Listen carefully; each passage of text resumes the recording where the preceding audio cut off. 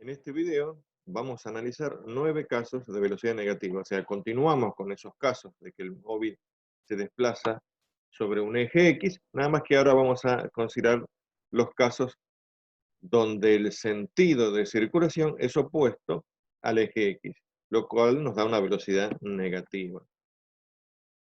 Teníamos un convenio de signos que decíamos que si el móvil, si el vehículo se encuentra dentro del semieje positivo, sobre el eje semieje positivo de la eje X, la posición era positiva, y si está dentro del semieje negativo, la posición también va a ser negativa.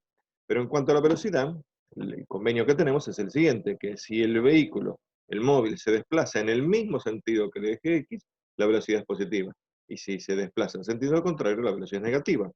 ¿Por qué este convenio de signos? Más que un convenio, es una realidad que surge de la definición de la velocidad. La definición de velocidad, que la vemos en pantalla, era la variación de x con respecto a la variación de t. Si a eso le ponemos valores, en este caso concreto acá, ¿qué nos va a dar? Nos va a dar una velocidad negativa. Ustedes, si quieren observar con más detenimiento el ejercicio, ponen pausa en el video y lo analizan un poquito, con un poquito más de detalle.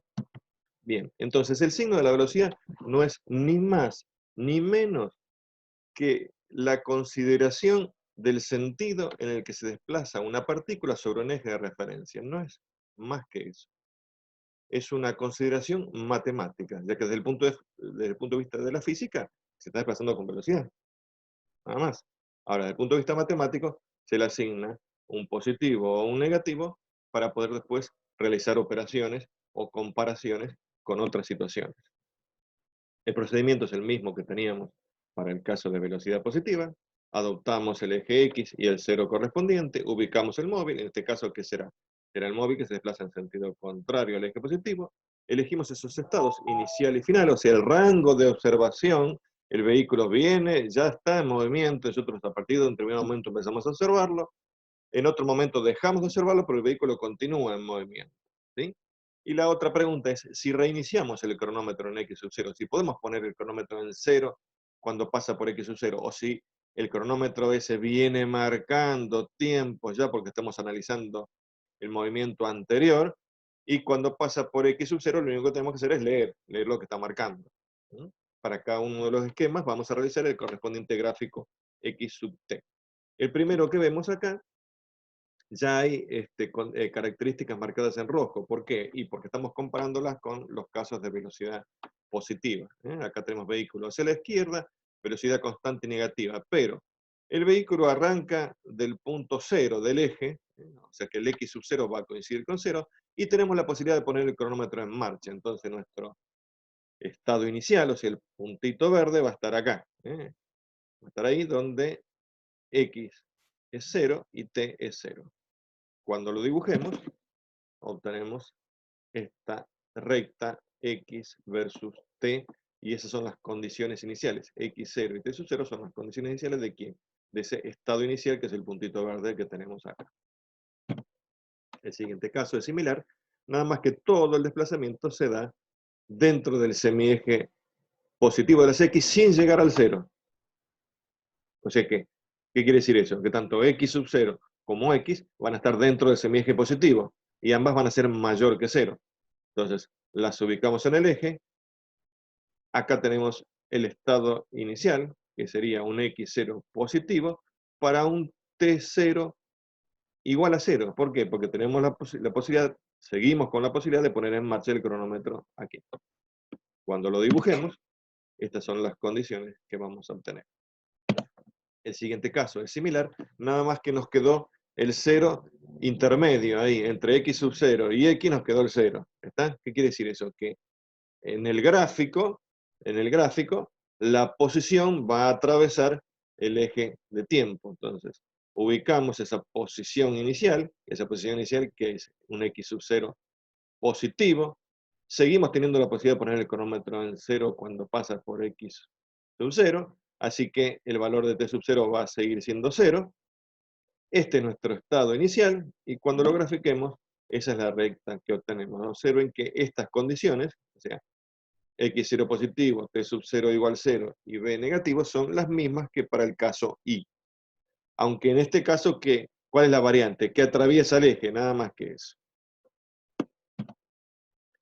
En este caso, todo el período, el tramo que observamos está dentro del semieje negativo de las X, o sea que todos los valores de X van a ser negativos, tanto X sub 0 como X van a ser valores negativos. ¿Por qué?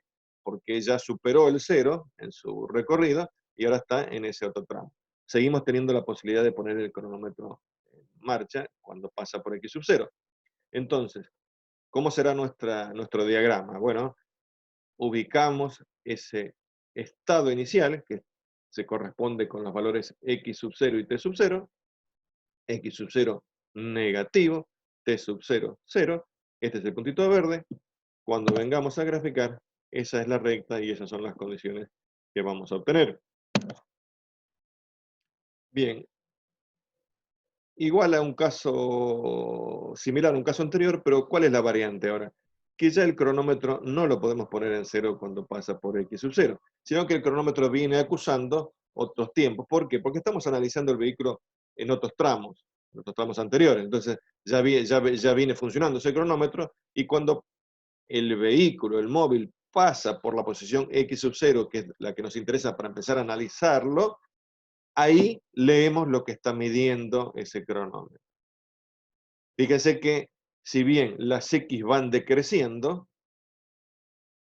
en el sentido de circulación, el tiempo no, el tiempo va aumentando, porque el tiempo no es negativo. El tiempo nosotros ponemos en marcha un cronómetro y el tiempo arranca de cero y va subiendo su numeración. O sea que podríamos decir que el eje X, y si quisiéramos compararlo con una especie de eje T, son inversos, son opuestos.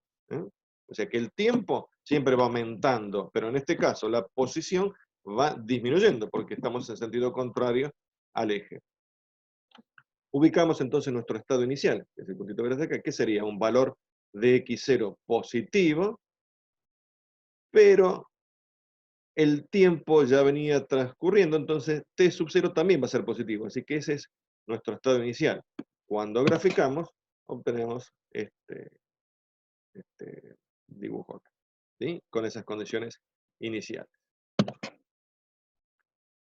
¿Qué pasa en este caso? Lo mismo que recién, pero el 0 nos queda intermedio, o sea, atravesamos el eje T. O sea que no hay mucha variante con el anterior. Ubicamos el punto o el estado inicial, graficamos y obtenemos eso. O sea que es similar, las condiciones son las mismas que en el caso L, ¿sí? Nada más que en este caso atravesamos el eje T. O sea, ¿qué quiere decir eso?